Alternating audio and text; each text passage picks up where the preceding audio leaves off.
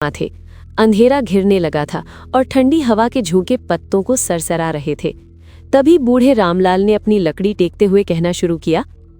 सुनो भाइयों, आज रात पूर्णिमा है और जब भी पूर्णिमा की रात होती है उस हवेली से, उस श्रापित हवेली से अजीब आवाज आती है।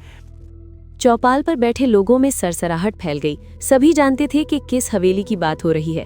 गांव से 3 किलोमीटर दूर जंगल के बीच खड़ी वो काली हवेली, जिसके बारे में कहा जाता था कि 50 साल पहले वहां एक भयानक हत्याकांड हुआ था। लेकिन रामलाल काका, वो तो बस अफवाह है, किसी ने कभी कुछ देखा नहीं। अफवाह? तुम जवान हो इसीलिए नहीं मानते, लेकिन मैंने अपनी आंखों से देखा है।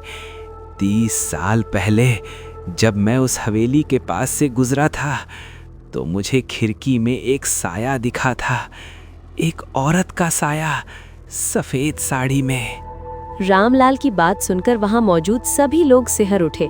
तभी वहीं पास खड़े 4 दोस्त अर्जुन, प्रिया, राजू और कालिया ने भी ये बातचीत सुन ली। चारों दोस्त चौपाल के पास की चाय की दुकान पर बैठे थे। अर्जुन, जो इन चारों का लीडर था, उत्साह से भरा हुआ था। यार, क्या मस्त मौका है, चलो आज रात उस हवेली में चलते हैं। क्या तुम पागल हो गए हो अर्जुन? तुमने रामलाल काक की बात नहीं सुनी? अरे प्रिया, तुम्हें बिना भूत वूत कुछ नहीं होता, बस लोगों के दिमाग की उपज है। मैं तो चलूंगा, वैसे भी कुछ एडवेंचर हो जाएगा। बस सुना है कि वहां कुछ ऐसा है जो बाहर नहीं आना चाहता। कालिया ने ये बात इतनी गंभीरता से कही कि बाकी तीनों उसकी ओर देखने लगे। कालिया इन चारों में सबसे शांत और रहस्यमयी था। वो हमेशा कम बोलता था, लेकिन जब बोलता था तो उसकी बातों में एक अजीब गहराई होती थी। क्या मतलब कालिया, तुम्हें कुछ पता है उस हवेली के बारे में? बस सुना है कि वहां कुछ ऐसा है जो बाहर नहीं आना चाहता। देखा अर्जुन, कालिया भी मना कर रहा है। अरे नहीं, कालिया मना नहीं कर रहा, बस हमें सचेत कर रहा है। तो फाइनल, आज रात 12 बजे हम चारों उस हवेली में जाएंगे। हाँ भाई, और अगर भूत मिल गया तो मैं उससे सेल्फी लूंगा। हाँ भाई, और अगर भूत मिल गया तो मैं उससे सेल्फी लूंगा। चारों दोस्त हंस पड़े, लेकिन प्रिया के चेहरे पर अभी भी चिंता की लकीर थी। रात के ठीक 12 बजे चारों दोस्त गांव के बाहरी रास्ते पर मिले। अंधेरा घना था और ठंडी हवा चल रही थी। चांदनी रात होने के बावजूद जंगल का रास्ता काफी डरावना लग रहा था। अर्जुन के हाथ में टॉर्च थी, राजू के पास एक लाठी, प्रिया ने अपने मोबाइल की लाइट ऑन कर रखी थी और कालिया के हाथ में एक पुरानी डायरी थी। अर्जुन, अभी भी वक्त है, चलो वापस चलते हैं। नहीं प्रिया, हम यहाँ तक आ गए हैं, अब लौटना कायरता होगी। हाँ यार प्रिया, पर डरने की कोई बात नहीं है, मैं हूं ना। राजू ने मजाकिया अंदाज में अपनी मसल्स दिखाई, जिससे प्रिया हल्का मुस्कुरा दी।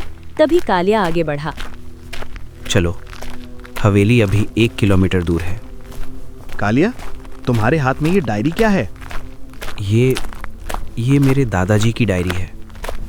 उन्होंने इसमें उस हवेली के बारे में कुछ लिखा था। क्या? और तुमने अब तक बताया नहीं?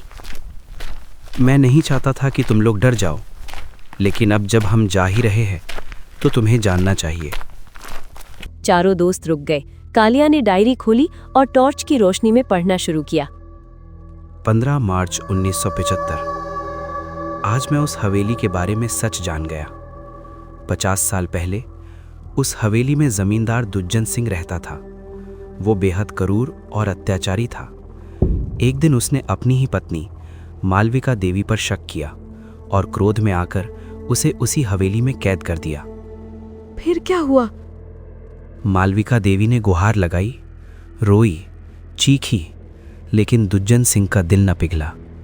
3 दिन बाद भूख प्यास से उसकी मौत हो गई।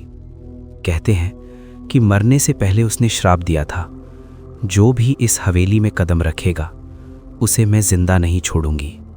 ये तो बस कहानी है यार। कालिया, तुम्हें पहले बताना चाहिए था। मुझे माफ कर दो, लेकिन मैं भी जानना चाहता हूं कि सच क्या है। मेरे दादाजी ने इस डायरी में ये भी लिखा है कि हवेली के तहखाने में कुछ छुपा है, कुछ जो इस श्राप को तोड़ सकता है। अर्जुन ने एक लंबी सांस ली। ठीक है, अब जब हम यहाँ तक आ गए हैं तो पीछे नहीं हटेंगे, लेकिन हम साथ रहेंगे, समझे? चारों दोस्त फिर से आगे बढ़ने लगे। जंगल का रास्ता अब और भी डरावना लग रहा था। पेड़ों की शाखाएं ऐसे लग रही थी जैसे कंकाल के हाथ हों। हवा की सरसराहट कानों में सीधे भय भर रही थी। आधे घंटे की यात्रा के बाद चारों दोस्त हवेली के सामने खड़े थे। विशाल लोहे का गेट जिस पर जंग लगी हुई थी, दीवारें काली पड़ चुकी थी, खिड़कियों के शीशे टूटे हुए थे और उनमें से अंधेरा झांक रहा था। ये जगह तो सचमुच डरावनी है। अरे बस एक पुरानी हवेली है, चलो अंदर चलते हैं। अर्जुन ने गेट को धक्का दिया। वो चरमराता हुआ खुल गया, जैसे किसी ने उसे खोलने की इजाजत दे दी हो। चारों ने अंदर कदम रखा। हवेली के अंदर का नज़ारा और भी भयानक था। टूटे हुए फर्नीचर, मकड़ी के जाले और दीवारों पर अजीब निशानी। हवा में एक तीखी बदबू थी। शायद कोई ट्रिक है, मैं देखता हूँ। नहीं अर्जुन, पहले हम तहखाने में जाना चाहिए। डायरी में लिखा है कि वहीं रहस्य छुपा है। तहखाना? यार वो तो और भी डरावना होगा। मैं ऊपर जाना चाहती हूँ, तहखाने में मत चलो प्लीज। तभी अचानक ऊपर से एक तेज आवाज आई, धड़ाम, जैसे कुछ गिर गया हो। शायद कोई जानवर होगा, चलो पहले ऊपर देख लेते हैं। चारों दोस्त धीरे धीरे सीढ़ियां चढ़ने लगे। हर कदम पर सीढ़ियां चरमरा रही थीं। पहली मंजिल पर पहुंचकर उन्होंने देखा एक लंबा गलियारा जिसके दोनों ओर कमरे थे। यार ये तो किसी हॉरर फिल्म का सेट लग रहा है। राजू प्लीज मजाक मत करो। तभी उन्हें गलिहारे के आखिरी में एक कमरे से रोशनी दिखने लगी, एक नीली रोशनी।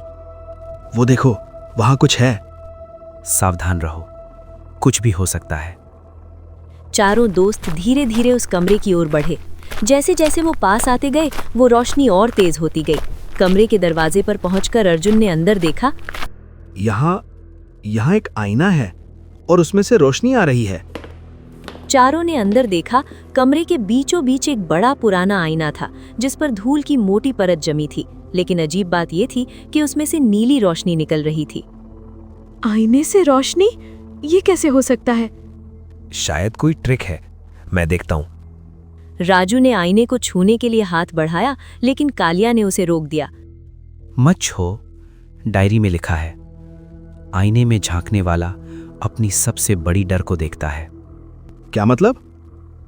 तभी अचानक आईने में एक परछाई उभरी, एक औरत की परछाई, सफेद साड़ी में।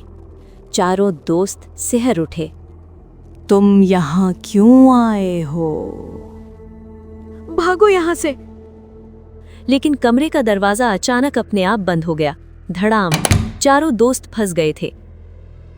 आईने में औरत की आकृति थी और वो बोलने लगी, मैं मालविका हूँ, इस हवेली की मालकिन। तुम यहाँ क्यों आए हो? हम बस जानना चाहते थे कि यहाँ सच में कुछ है या नहीं। सच? तुम सच जानना चाहते हो? तो सुनो, मेरे पितर ने मुझ पर शक किया और मुझे यहाँ कैद कर दिया। मैं यहाँ तड़पती रही, रोती रही, लेकिन किसी ने मेरी मदद नहीं की। और जब मैं मरी तो मैंने श्राप दिया कि इस हवेली में आने वाला हर इंसान मेरी पीड़ा महसूस करेगा। लेकिन आप निर्दोष लोगों को क्यों सजा दे रही हैं? हमने आपके साथ कुछ नहीं किया। क्योंकि मेरी पीड़ा अनंत है। जब तक मुझे शांति नहीं मिलेगी, मैं किसी को यहाँ से जाने नहीं दूंगा। कृपया हमें जाने दीजिए, हम आपकी मदद करना चाहते हैं। मालविका की आत्मा कुछ पल के लिए शांत हुई। मदद? तुम मेरी मदद करोगे? तो सुनो, इस हवेली के तहखाने में मेरी मंगलसूत्र है। वो आखिरी चीज है जो मुझे इस दुनिया से जोड़े हुए है। उसे खोजो और इस आईने के सामने रख दो, तभी मुझे मुक्ति मिलेगी। हम खोजेंगे, लेकिन आप हमें जाने दें। आईना धीरे धीरे धुंधला होने लगा और कमरे का दरवाजा फिर से खुल गया। चारों दोस्त भागकर नीचे आ गए। सभी की सांस तेज चल रही थी। यार ये सब सच में हो रहा है या हम सपना देख रहे हैं? अब हमें तहखाने में जाना होगा, वरना हम यहाँ से बाहर नहीं निकल पाएंगे। तहखाने का रास्ता रसोई के पीछे है। चलो, वक्त बर्बाद मत करो। चारों ने रसोई खोजी। वहां एक टूटा हुआ दरवाजा था जिसके पीछे नीचे जाती सीढ़ियां थीं। अंधेरा घना था। अर्जुन ने टॉर्च जलाई और नीचे उतरना शुरू किया। सीढ़ियां काफी गहरी थीं। हर कदम पर ठंडक बढ़ती जा रही थी।